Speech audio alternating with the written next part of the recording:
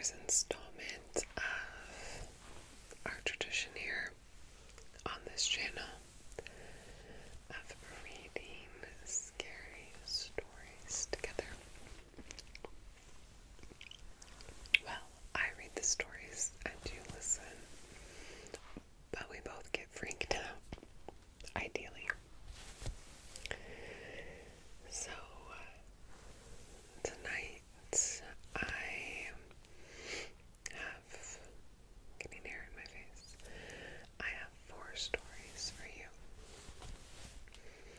1, 2, 3, 4.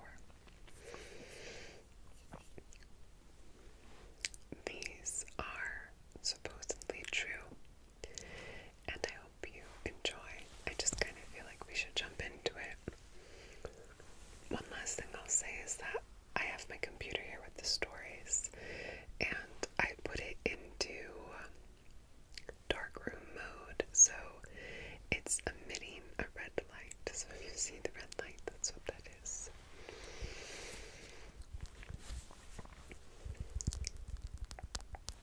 Okay, and then I also raised the mic because I think it will sound better. Without further ado, let's get into it. The first story tonight is called The Dog Door. The Dog Door. Shortly after my son was born, my then husband and I bought a 100-year-old house for our expanding family, which included the 3 of us and our medium-large dog. As someone who grew up afraid of the dark, after a strange incident with a neighbor boy looking in my windows as a child, I repeatedly had to tell myself that the creaks and thumps and sounds were normal for a house of that age with old-growth trees that bumped the roof and scraped at the windows at night, and noisy, radiant heat, and a back gate that wouldn't stay shut and clanked in the wind. I'd hear something, and instead of investigating, I'd hide under the covers like any reasonable adult. When my then husband and I split up, I kept the creaky house and he kept the medium-large dog. When my son was still small, the 2 of us were watching a movie in the front room around dusk when my phone died. As a type B personality, the one charger I had was typically strewn somewhere about the house. This time, I found it in the kitchen. But as I crossed to the counter to plug it in, I had the overwhelming, goosebumpy, tingling, sinking sense that something was very, very wrong. I turned and I realized that not only was the back gate open again, someone was sitting cross-legged in the yard, seemingly staring into the house. They had a hood and dark sunglasses despite the fleeting light, and didn't move even when I stepped closer to the window to make sure I wasn't hallucinating. They remained eerily motionless when I was certain they could see me, and still even when I was pretty sure that they could see that I had seen them. I quickly locked the back door, grabbed my phone and charger, and headed into the dining room to my laptop, where I sent the first person I could see online a message that someone was sitting in my yard, staring at my house, and that my phone was dead, and to please call the police if they didn't hear from me in a few minutes. I assumed whoever was in the yard would leave once sighted, but nevertheless waited on tenterhooks, impatiently staring at my still useless phone. After an awkward conversation with my son about why we weren't going to the kitchen to get a glass of water, it finally lit up and I was able to call 911. I tried to calmly explain to the dispatcher that I was sure the person was gone, but begged that they please send an officer to check my yard, as the motionless staring was unsettling at best. Keeping me on the phone, she asked if I could look out a window without being seen to verify, as well as to check the locked door. I awkwardly, crept as stealthily as I could toward the kitchen, slowly realizing that while the back door was locked, it also had a very clearly too large dog door with no functioning way to block it.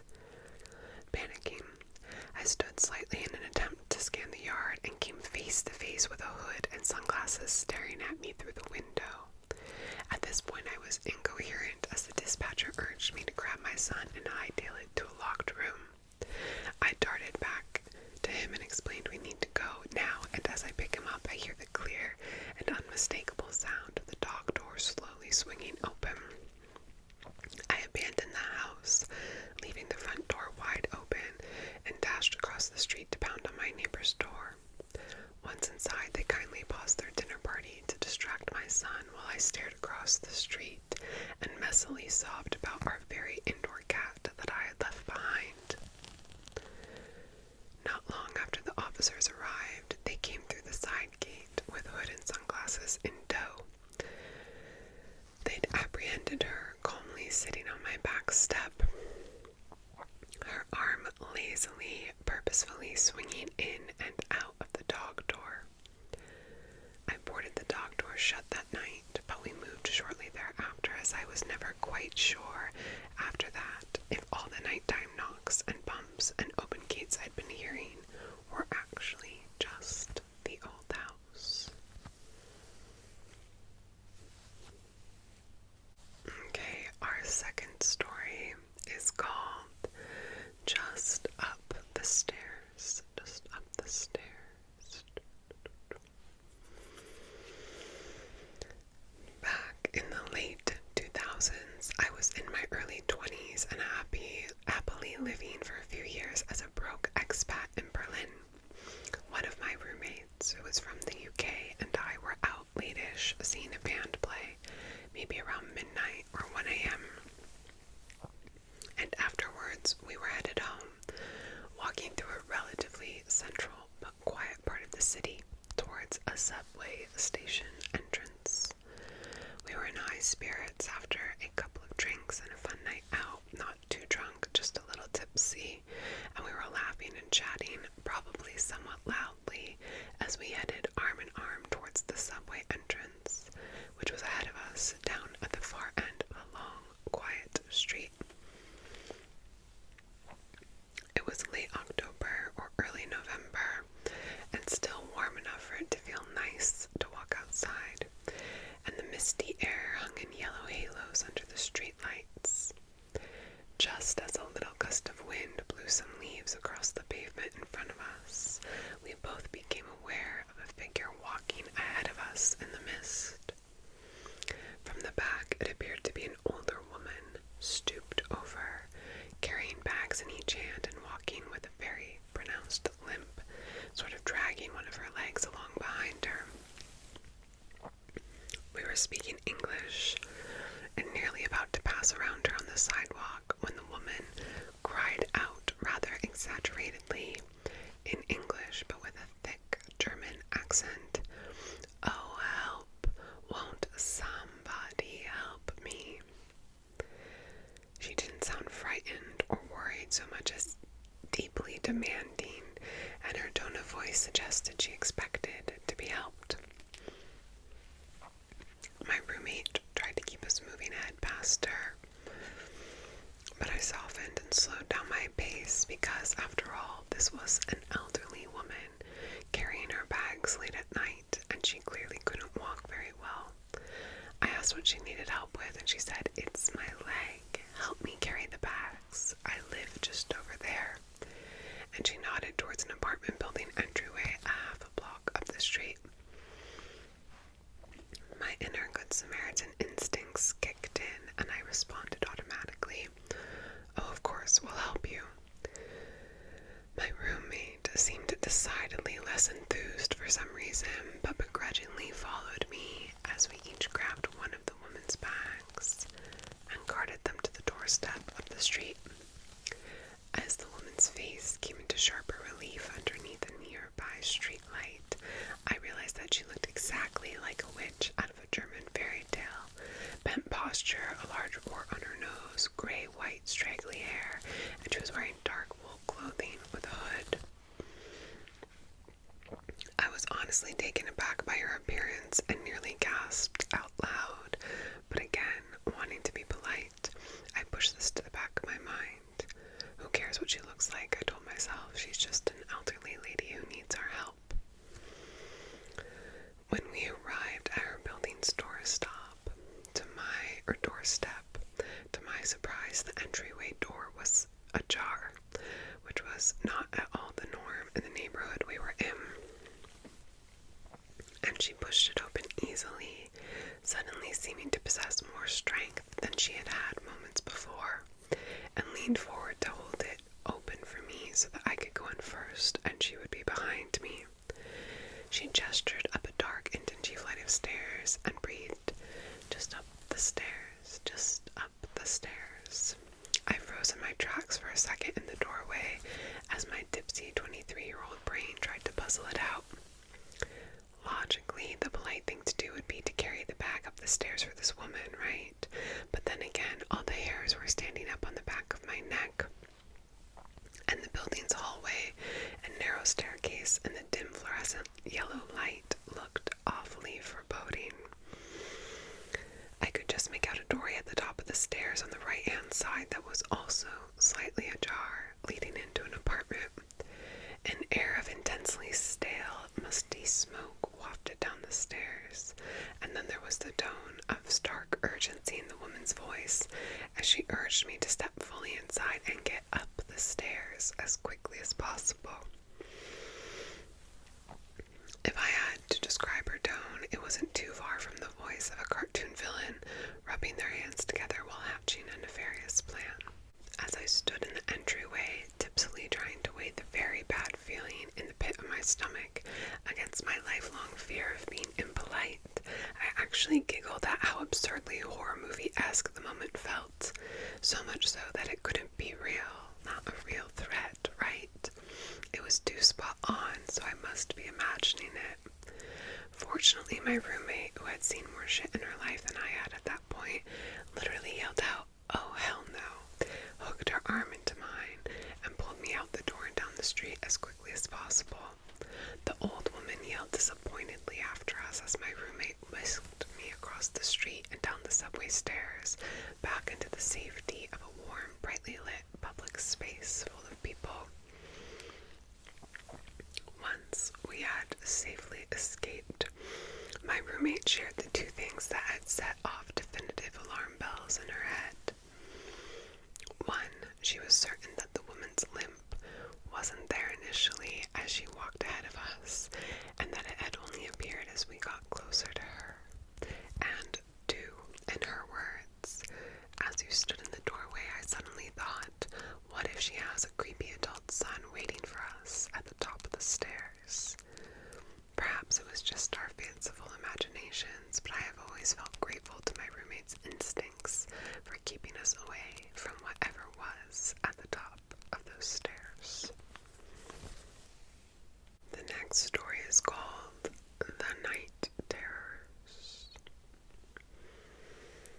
Many years ago, our son went through an extreme night terror phase that gradually morphed to include sleepwalking. He was only 3 at the time and not very articulate yet.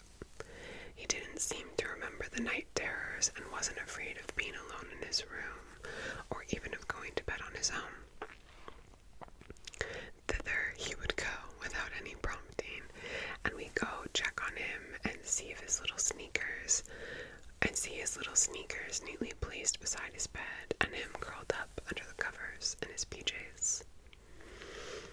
We found that having him sleep in bed with us prevented these episodes altogether, so for weeks we did just that. It was a bit of a squash, but definitely beat the alternative.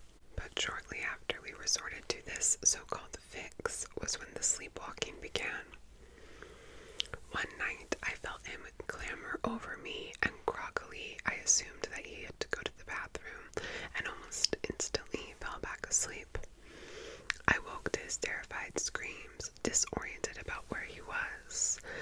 husband found him shaking uncontrollably next to his bed, his eyes dilated and blank with horror. We carried him back to our bed, holding him close, and waited for him to fall back asleep. This continued to happen off and on for weeks before my mom brought a lady who was a self-proclaimed curandera, or witch doctor, to our home to have her cleanse it. She said our house had a lot of negative energy from previous tenants and restless spirits of small children who had become attached to our son. This was all horrifying to hear.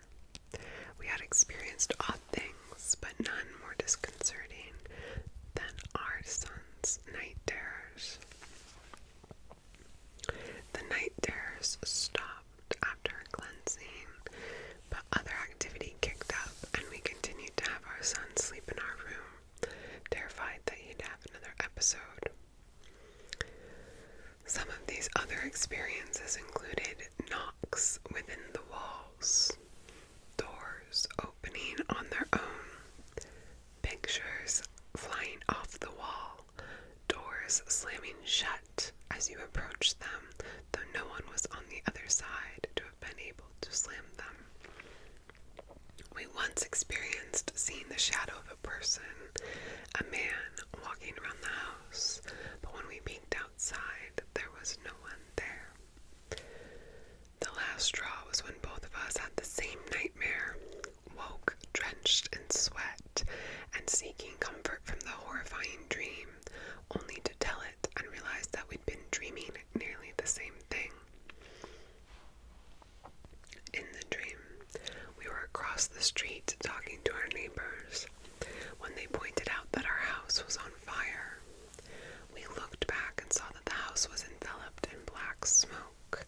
We could see our son banging his fists helplessly against the front bay window. Panicked, we rushed across the street and into the house, searching for him. In my dream, I found him and held him tightly to me as I ran back outside to safety, only to realize the bundle I held in my arms was his baby blanket and not him. I stared back at the house in time to see it collapse in a fury of flames and woke up screaming. My husband dreamt that he went into the house and could hear my son crying out for him but couldn't find him. Then he heard a sobbed "Daddy" and reached down and grabbed him up and ran outside. As he ran, he realized that our son felt very light in his arms, and when he looked down, he saw that he was only holding a teddy bear. Needless to say, this rattled us even more. We promptly moved out, staying in my parents' small guest room until we could sell the house. It wasn't on the market long, and wanting to be upfront about our experiences, we told the buyer against our realtor's advice. He was a much older man who planned to use it as a rental property and waved off our experiences as simply nervous nonsense. Okay, and this is our fourth and final story. It is called The Mustang. I saved the scariest one for last. My partner and I were watching a friend's old house and his dogs in upstate New York while he was out of the country for work. The house is old, from the early 1800s, and huge and beautiful, but a bit creepy. But we needed to get out of the city, so we jumped at the cushy gig. We rented a car, and we were headed up from the city. Our friend had left earlier that day, and the dogs were in the house. I'd been driving most of the way, but my partner took over once I got sleepy. We were driving on a dark, narrow mountain road in the Catskills. To the right of the road we're on is a small ditch that quickly rises back up into the side of a mountain. On the left, it falls straight down the mountain, pretty much a straight drop. Our turn is coming up. We're the only car on the road, and have been for almost an hour.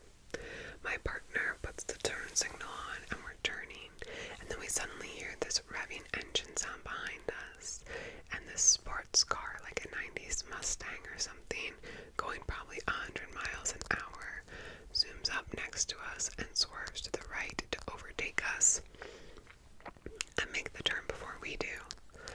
My partner jerks the wheel to the right at the last second and slammed on the brakes, and we veered off and managed to stop with one tire crooked in a ditch, inches from crashing into the side of the mountain on the right side.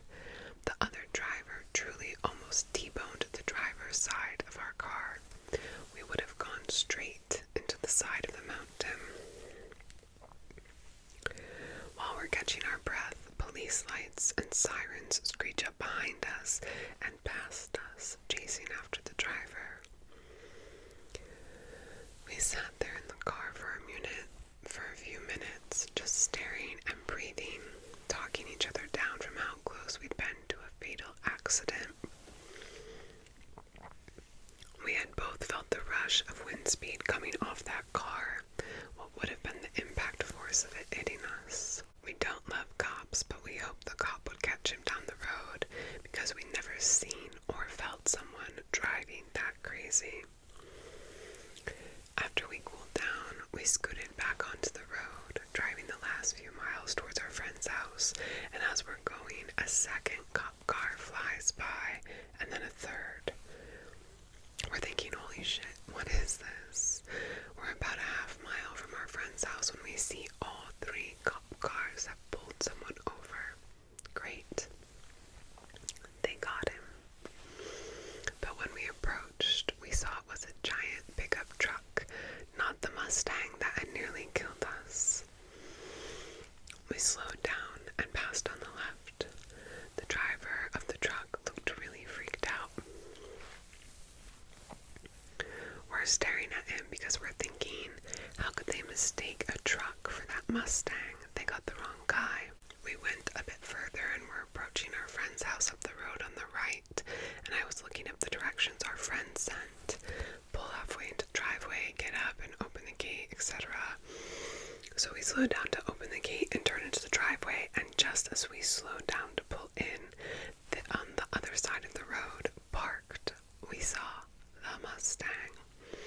It was sitting right in front of our friend's house on the road, with the door open, and there was a person in it. I panicked and barked at my partner to not slow down, to keep driving, because for a second I had this thought, don't let him see you go in this house. But we were already turning into the driveway, and I had to step out of the car and throw the gate open, and I kept telling myself, don't look at him, don't look, but I did, and he was looking right at me from inside the lit car. I can't tell much about what he looked like.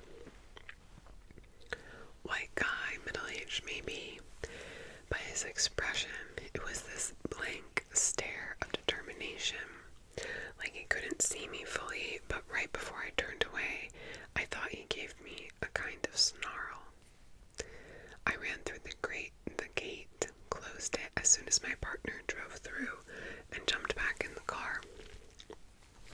We sped up the driveway, jumped out the car, fumbled the lockbox and the key open, and ran in the house and started running around, turning off lights, checking the doors, closing all the curtains.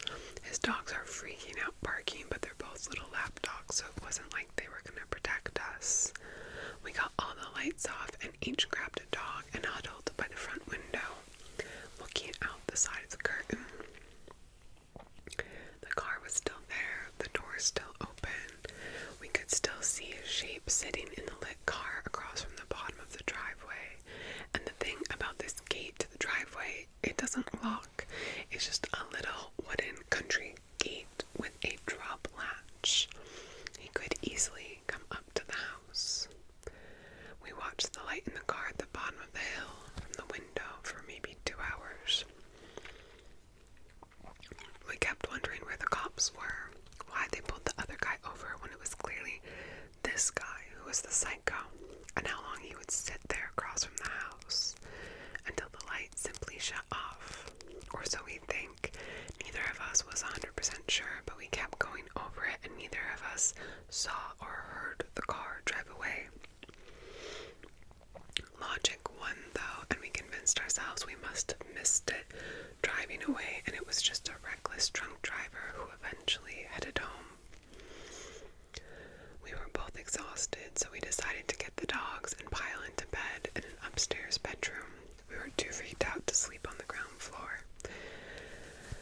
We would try to watch a dumb movie to calm our nerves. The bedroom was in the front of the house, and every once in a while I would see something at the corner of my eye through the upstairs window and think it was the light in the car coming on again. But when I actually turned to look, there wouldn't be anything. So I'm proud to say we eventually fell asleep to Mighty Ducks 3.